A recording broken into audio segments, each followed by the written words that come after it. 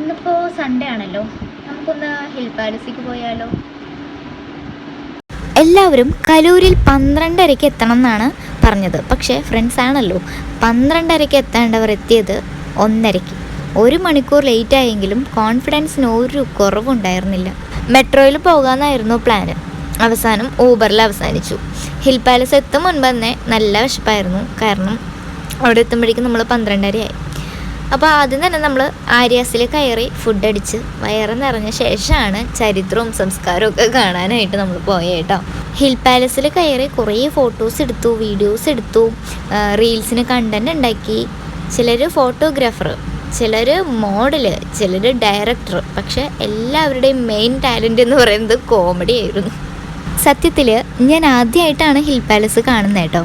കൊച്ചിയിലെ ഏറ്റവും പ്രശസ്തമായ ചരിത്ര സ്മാരകങ്ങളിൽ ഒന്നായ ഈ സ്ഥലം പഴയ കൊച്ചി രാജകുടുംബത്തിൻ്റെ കൊട്ടാര സമുച്ചയമാണ്.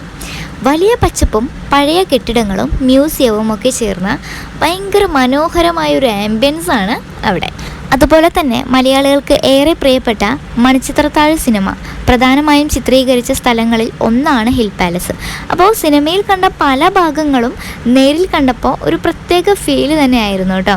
സിനിമയിലൂടെ മാത്രം കണ്ടിരുന്ന സ്ഥലം നേരിട്ട് കാണാൻ കഴിഞ്ഞത് വല്ലാത്തൊരു എക്സ്പീരിയൻസ് ആയിട്ട് തോന്നി.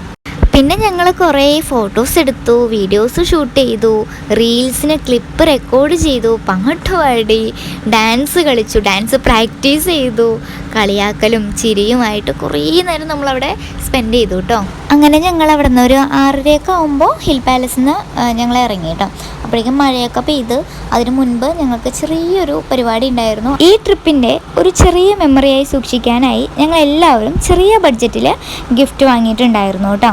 പിന്നെ എല്ലാവരും അവരവർ വാങ്ങിയ ഗിഫ്റ്റ് മറ്റുള്ളവർക്ക് കൊടുത്തു. ഗിഫ്റ്റിൻ്റെ വിലയേക്കാൾ അതിന് പിന്നിലെ സ്നേഹവും സൗഹൃദവും പിന്നെ ഓരോരുത്തരുടെ കരുതലും ഒക്കെ ആയിരുന്നു.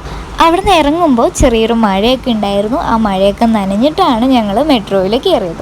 കുറച്ച് ദിവസങ്ങളായിട്ട് മൈൻഡൊന്നും ഓക്കെ ആയിരുന്നില്ല, സ്ട്രെസ്സും കാര്യങ്ങളൊക്കെ ആയിരുന്നു. അപ്പോൾ അതിൽ നിന്നൊക്കെ ഒന്ന് മാറി നിൽക്കാനും ഈ ഒരു ദിവസം എന്നെ ഹെൽപ്പ് ചെയ്തു എന്നുള്ളതാണ്. അപ്പോൾ അതുകൊണ്ട് തന്നെ ഈ സൺഡേ കുറച്ച് കൂടുതൽ സ്പെഷ്യലായിരുന്നു.